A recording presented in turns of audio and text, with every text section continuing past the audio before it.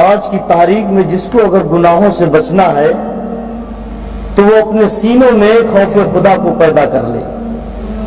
جس کے سینے میں اگر خوف خدا ہے تو وہی انسان گناہوں سے بچنے کی ہمت رکھتا ہے, وہی حوصلہ کرتا ہے اور وہی کامیاب ہوتا ہے گناہوں سے بچنے کے بارے میں, جس کے سینے میں خدا کا خوف ہے.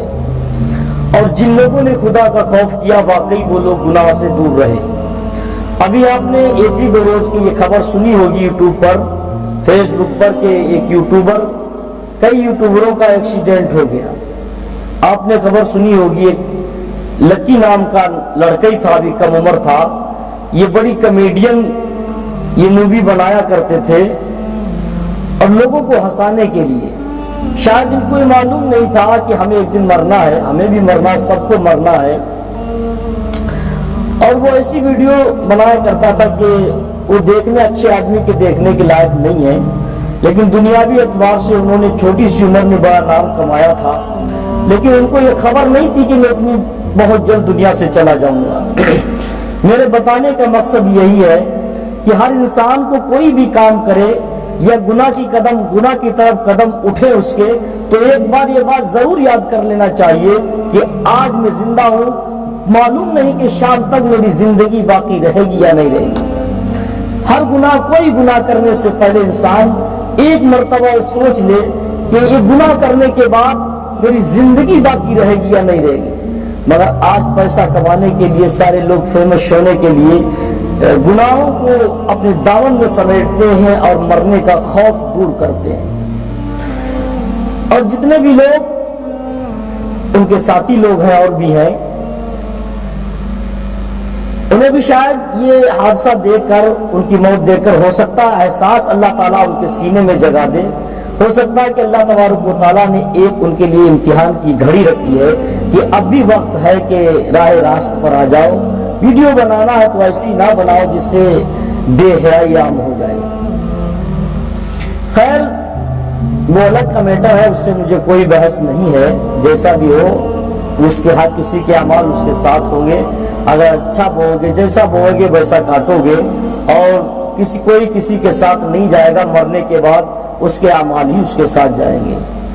ایک نوجوان تھا, بات آئی تو بتاؤں, بریلی سائڈ کا تھا. ایک نوجوان اپنے گھر سے بڑا مالدار تھا, اس کے پاس کسی چیز کی کمی نہیں تھی.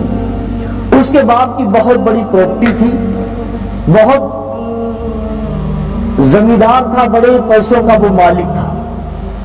یہ کہہ لیجیے اپنے وقت کا چھوٹا موٹا راجا تھا. وہ اکلوتی اس کی اولاد, ایک ہی اس کا بیٹا تھا. اور جس کا ایک بیٹا ہو وہ تو آپ لوگ جانتے ہیں کتنا شریف ہوتا ہے, اور اتنا پیسے والا ہو کر بھی اس کا بیٹا کیسا رہا ہوگا. بے شمار اس کے پاس پیسہ تھا, باپ کی طرف سے پوری چھوٹ تھی, اس لیے اکلوتا بیٹا تھا اور وہ چاہتا تھا میرا بیٹا اپنی زندگی کو خوب عیش و عشرت کے ساتھ گزارے. دھیرے دھیرے رفتہ رفتہ وہ نوجوان ہوا. اس کا ایک ہی لڑکا تھا, بڑا ہوا, کالج میں بیٹے کا ایڈمیشن کرا دیا, اور پیسوں کی کسی چیز کی کمی نہیں تھی, بھرمار تھی. جہاں پر 10 روپے خرچ ہونے کے وہاں پر ہزاروں روپے خرچ کیا کرتا تھا. اور جو پیسہ خرچ کرتا ہے اس کے بہت سارے دوست بھی ہوا کرتے ہیں. نوجوان جو اپنی جوانی پر اس نے قدم رکھا تو اس نے عیاشی کے سوا کچھ نہیں کیا. مسلمان تھا, نمازوں سے کوئی مطلب نہیں, روزے سے کوئی مطلب نہیں, دینداری سے قریب نہیں, صرف عیاشی کے سوا وہ کوئی کام نہیں کیا کرتا تھا. کالج میں پڑھنے والا تھا, پڑھائی کا تو نام تھا, پیسے کی بنیاد پر کالج میں بھی عیاشی کیا کرتا تھا.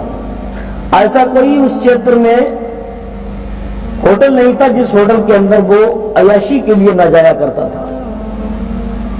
اس کا پورا دن, اس کی جتنی زندگی گزری تھی, جب سے اس نے شعوردار کو ہوا تھا تب سے وہ عیاشی میں اس کی زندگی کٹ رہی تھی.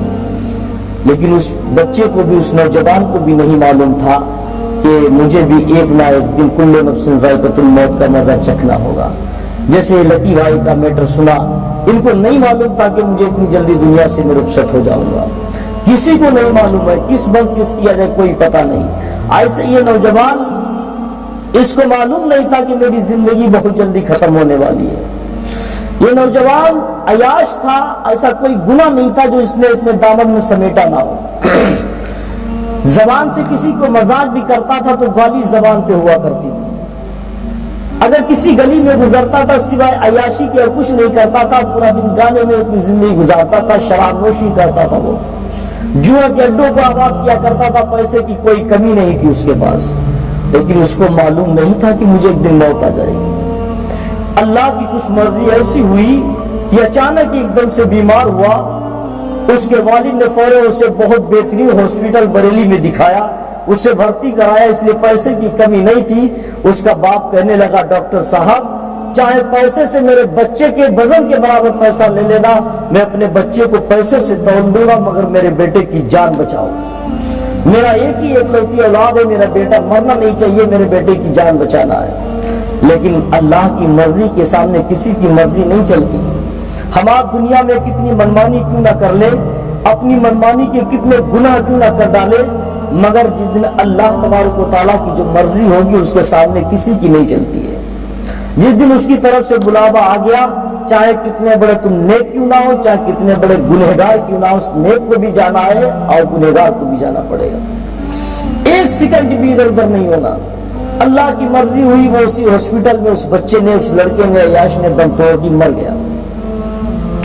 اب اکلوتی اولاد تھی، باپ کے سینے پر تو پہاڑ ٹوٹ پڑے، غموں کے پہاڑ ٹوٹ گئے، آنکھوں سے پانی ایسے آنسو بہ رہے تھے، ایسا لگ رہا تھا کہ آنکھیں بہ کر باہر آ رہی، بے شمار رو رہا تھا، اس لیے اس کی اکلوتی اولاد تھی، اس سے بڑا دکھ ہوا، اور پیسے کی کوئی کمی نہیں تھی، چاہتا اتنا پیسہ تھا اس کے پاس کہ پورا ہاسپٹل ہی خرید لیتا، مگر اللہ کی طرف سے جس کی موت آ چکی اس کو بچانے والا کون ہے؟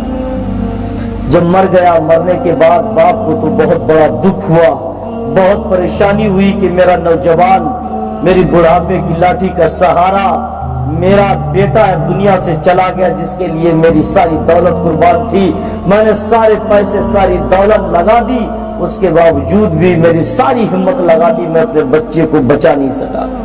جب لڑکا مر گیا، اس کے عزیز و اقارب نے، اس کے گھر والوں نے اس کی تدفین کفن دفن کیا، قبر میں اس کو دفنایا گیا۔ مسلمانوں، امیر زیادہ تھا، کسی نے پولیس کو خبر کر دی کہ اس کے بیٹے کو زہر دے کر اسپتال میں مارا گیا۔